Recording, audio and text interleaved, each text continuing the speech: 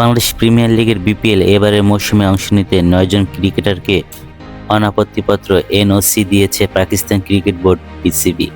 এবারের আসরের জন্য বিভিন্ন ফ্র্যাঞ্চাইজি দল পাকিস্তানের 15 জন ক্রিকেটারকেই বাছাই করেছে। এই 15 জনের মধ্যে 11 জন ক্রিকেটারের সাথে সরাসরি চুক্তি করেছে দলগুলো।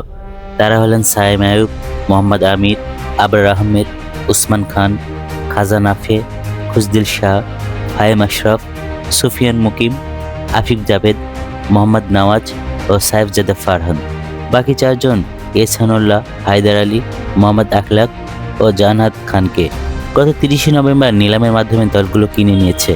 এহসানুল্লাহ ও হায়দারকে এবার বিদেশি খেলোয়াড়দের ক্যাটাগরি সি কোটা থেকে নোয়াখালী এক্সপ্রেস দলে ভিড়িয়েছে। একই ক্যাটাগরি থেকে জাহানদাতকে 20,000 মার্কিন ডলারের দলে নিয়েছে রাজশাহী ওয়ারিয়ার্স। $10,000 ক্যাটাগরিতে ডি থেকে আখলাককে দলে নিয়েছে রংপুর রাইডার্স।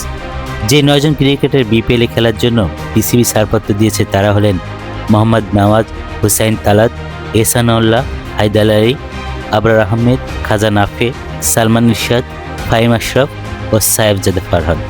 বেশিরভাগ খেলোয়াড়ের ছাড়পত্র পেলেও জাতীয় দলের বাইরে থাকা ব্যাটার উমর আকমালকে এনওসি দেওয়া হয়নি। এই বিষয়ে তিনি বোর্ডের কাছে ব্যাখ্যা চেয়ে আপিল করেছেন। আকমাল ক্ষোভ প্রকাশ করে বলেন, আমি কারণটি জানি না, তবে বোর্ড আমার এনওসি আবেদন মঞ্জুর না করায় আমি বেশ কিছু ভালো চুক্তি হাতছাড়া করেছি। টান উত্তেজনায় বিদেশি খেলোয়াড়দের নিয়ে আগামী 26শে ডিসেম্বর থেকে 23শে জানুয়ারি পর্যন্ত মাঠে গড়াবে এবারের বিপিএল। বাশার সবুজ, নেক্সট নিউজ 24।